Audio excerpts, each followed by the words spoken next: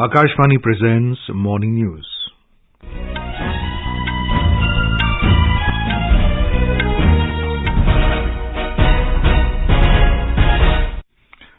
Good morning, I am Abhishek Mukhopadhyay. The headlines. Prime Minister Narendra Modi to hold delegation-level talks with Egyptian President Abdel Fattah el-Sisi today in Cairo. Several agreements to be signed. Prime Minister holds meeting with the newly set up India unit in the Egyptian cabinet headed by counterpart Mostafa Madbouly. Grand Mufti of Egypt appreciates Mr. Modi's leadership in fostering inclusivity and pluralism.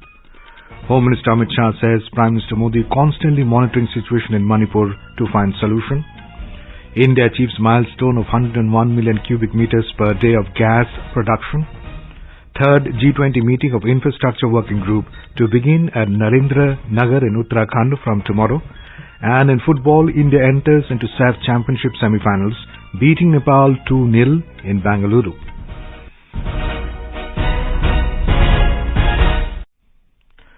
Prime Minister Narendra Modi will hold delegation-level talks with Egyptian President Abdel Fattah el-Sisi in Cairo today.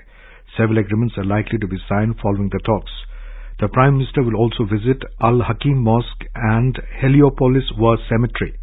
Mr. Modi reached Cairo yesterday on his first visit to Egypt after successfully concluding his state visit to the US. He was received by the Egypt Prime Minister upon arrival and given a guard of honor. He was also given a rousing welcome at the hotel by the Indian diaspora.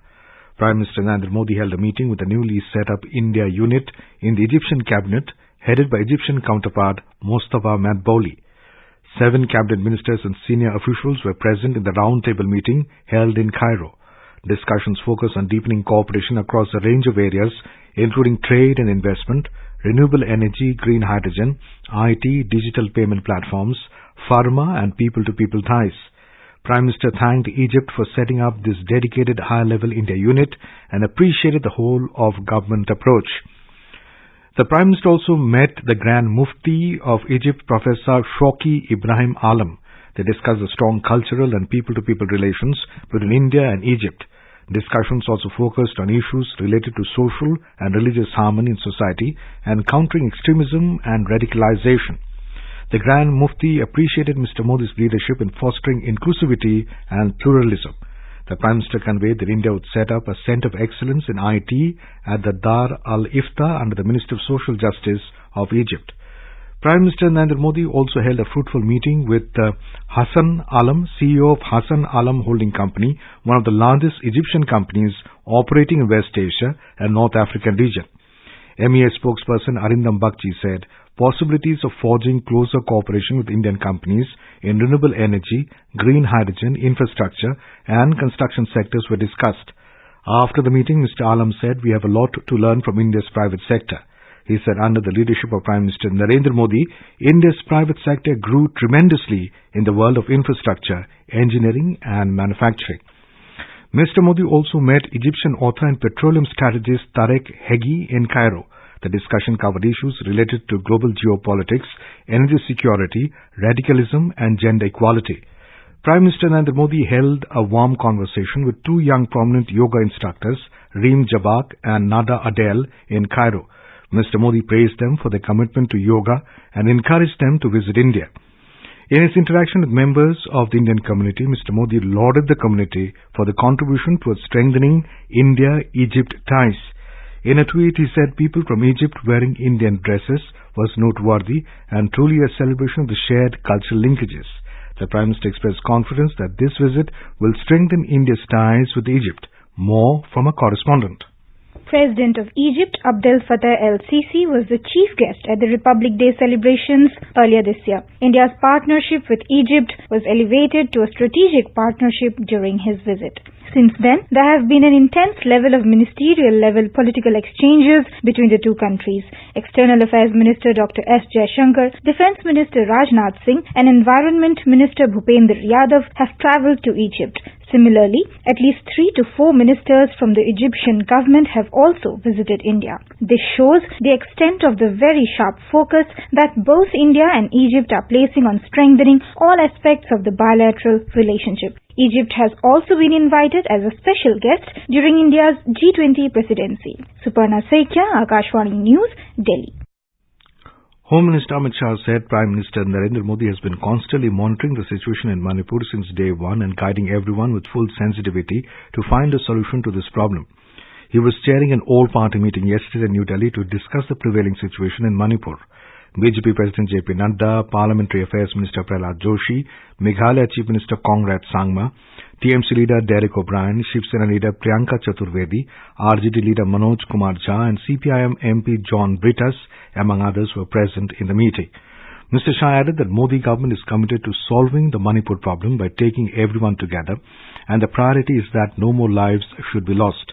Mr. Shah said that the situation in Manipur is slowly returning to normal since 13 June and 1,800 looted weapons have been surrendered so far. The Home Minister said 36,000 security personnel are deployed in the state, 40 IPS officers have been sent to Manipur, 20 medical teams have been sent, and supply of all essential items, including medicines, is being ensured.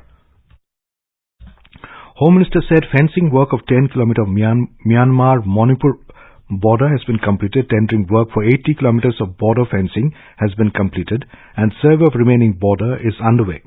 He solicited cooperation of all the political parties to help defuse the situation and restore peace and trust among various communities in Manipur at the earliest.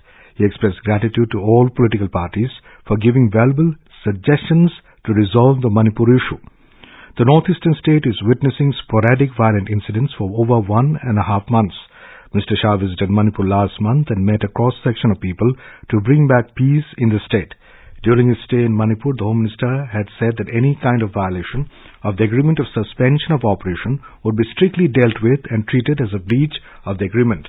He also urged those who are in possession of weapons to surrender them to the police.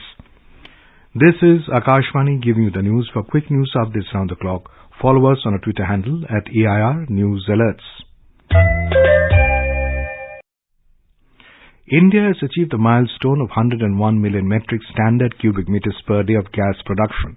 In a tweet, Union Minister Hardeep Singh Puri said, the feat reflects the untiring efforts of India's energy soldiers and the impact of policy reforms. He said it is a significant step towards becoming a gas-based economy. Mr. Puri said since India imports about 50% of its natural gas requirement, enhanced gas production within the country will reduce import dependence. He added that it will bolster efforts towards a sustainable, affordable and secure energy future for Indian citizens. In Uttarakhand, the third G20 meeting of the Infrastructure Working Group is going to be held at the Narendranagar from tomorrow to the 20th of this month.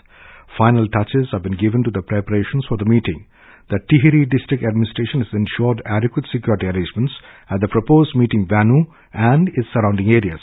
Meanwhile, foreign delegates have started arriving at Jolly Grant Airport in Dehradun to attend the G20 meeting in Narendranagar. They were accorded a traditional welcome with tilak, flower, garlands and local folk dance performance by playing dhol damau, the traditional instrument of the state. The three-day conference of the Working Group on Infrastructure will deliberate on challenges of the country's infrastructure, a new technology and a higher-level seminar on the roadmap to sustainable cities. During the stay, the foreign delegates will be given exposure to the rich culture of the hill state besides attending the Ganga Aarti at Rishikesh. In Telangana, the high-level team from the Election Commission of India led by Senior Deputy Election Commissioners Dharmendra Sharma and Nitish Kumar Vyas held meeting for 3 days over poll preparedness in the state. Senior officials including State Chief Secretary Shanti Kumari, DGP Anjani Kumar and senior officials from different enforcement agencies, district collectors and commissioners and superintendents of police attended the meetings. The head of the private Russian military company Wagner, Yevgeny Prigozhin, ordered his troops to move to neighboring Belarus as part of a deal to defuse rebellion tensions. Kremlin spokesman Dmitry Peskov announced that the charges against Yevgeny Prigozhin for mounting an armed rebellion will be dropped and the troops who joined him will also not be prosecuted if they divert the troop movements to Belarus. Kremlin spokesman added that the fighters from his Wagner group who did not take part in the uprising will be offered contracts by the defense ministry. After the deal was reached, Prigozhin said he ordered his troops to halt the march to Moscow and retreat to field camps in Ukraine, where they have been fighting alongside Russian troops. The deal was mediated by Belarusian President Alexander Lukashenko, a staunch Putin ally. Prigozhin has demanded the ouster of Defense Minister Sergei Shoigu for the withering criticism regarding his conduct of the war in Ukraine. The Counterterrorism and Transnational Crime CTTC unit of Dhaka Metropolitan Police DMP arrested the founder of the newly founded terror outfit of Bangladesh, Jamatul Ansar Fil Hindal, Sharkia Shamim Mehfooz, alias Mandring Morong, and his wife from Dhaka last night. The CTTC also recovered a cache of explosives from them. Shamim Mehfooz, along with leaders of 3 other militant outfits, came together to set up the new terror group in 2019. A Dhaka court today placed Shamim Mehfooz and his wife Nazneen Sultana on a 3-day remand in a case lodged under the Anti-Terrorism Act, reports the official news agency BSS. The national capital woke up to a rainy morning today, and heavy rainfall is likely to continue till the morning in the region. India Meteorological Department IMD has said the southwest monsoon has advanced into most parts of Peninsula and East India and some more parts of central and northwest India. Isolated heavy to very heavy rainfall is likely over east central and parts of northwest India during the next 4 days. Met Department has forecast isolated heavy to very heavy rainfall with extremely heavy rainfall over Odisha and Jharkhand till tomorrow. Isolated heavy rainfall is also likely over Assam, Meghalaya, Nagaland, Manipur, Mizoram and Tripura from today till the 28th of this month. No heat wave conditions are likely over the country during the next 4 days. We spoke to senior scientist IMD R.K. Jenamani for more updates. Mumbai has reported very heavy to extremely heavy rainfall, the city, and there are reports that even waterlogging and other things are there. That's why we are advising time to time, please look at the area and also take government instruction for safety. And National Capital Region, Delhi also has received moderate rainfall, widespread rainfall with 47 millimeter over submergence. And for the Western Himalayan region like Uttarakhand, Himachal Pradesh has been receiving heavy to very heavy for last 3 days, and monsoon has been progressing rapidly also over the area. In football, India beat a spirited Nepal 2-0 in the second group match to book a berth in the SAFF Championship semifinals in Bengaluru yesterday. More in a desk report. Sunil Chhetri in the 61st minute scored his 4th goal of the tournament. Mahir Singh struck in the 70th minute to notch up the home side's 2nd consecutive win. India had beaten Pakistan 4-0 in their opening match on Wednesday, with Chhetri scoring a hat-trick. With 6 points from 2 wins, India qualified for the semi-finals from Group A along with Kuwait, also 6 points, who beat Pakistan 4-0 earlier in the day for their 2nd victory. Today Bangladesh will take on Maldives at 3:30 p.m. while Lebanon will play Bhutan at 7:30 p.m. in Group B matches. This is Ritu Srivastava from Sports Desk. And now for a look at today's newspapers, it's over to Saira Mujtaba. Thank you, Abhishek. Prime Minister Modi's state visit to the US continues to dominate headlines. The pioneer quoting the PM says, "Conviction, compassion, basis of Indo-US ties. Now is the time, seize the moment. PM and Biden urge tech czars on both sides," reads the Times of India. Financial Express quoting Prime Minister Modi writes, "It's the moment to invest in India." The paper adds that Google, Amazon heed call with $25 billion infusion. In another story, the paper quotes the US Vice President Kamala Harris as saying, "India's history teachings shaped the world." Hindustan Times quotes Union Home Minister Amit Shah as saying, "All party meet take stock of situation in Manipur, government committed to peace." And the Pioneer reports that India to launch Passport Seva 2.0 soon. And with that, it's back to you, Abhishek. Thank you, Saira. And now, before we end the bulletin, the headlines once again. Prime Minister Narendra Modi to hold delegation-level talks with Egyptian President Abdel Fattah el-Sisi today in Cairo. Several agreements to be signed. Prime Minister holds meeting with the newly set up India unit in the Egyptian cabinet headed by counterpart Mostafa Madbouly. Grand Mufti of Egypt appreciates Mr. Modi's leadership in fostering inclusivity and pluralism. Home Minister Amit Shah says Prime Minister Modi constantly monitoring situation in Manipur to find solution.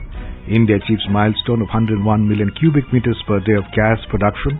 third G20 meeting of Infrastructure Working Group to begin at Narendranagar in Uttarakhand from tomorrow. And in football, India enters into SAFF Championship semifinals, beating Nepal 2-0 in Bengaluru.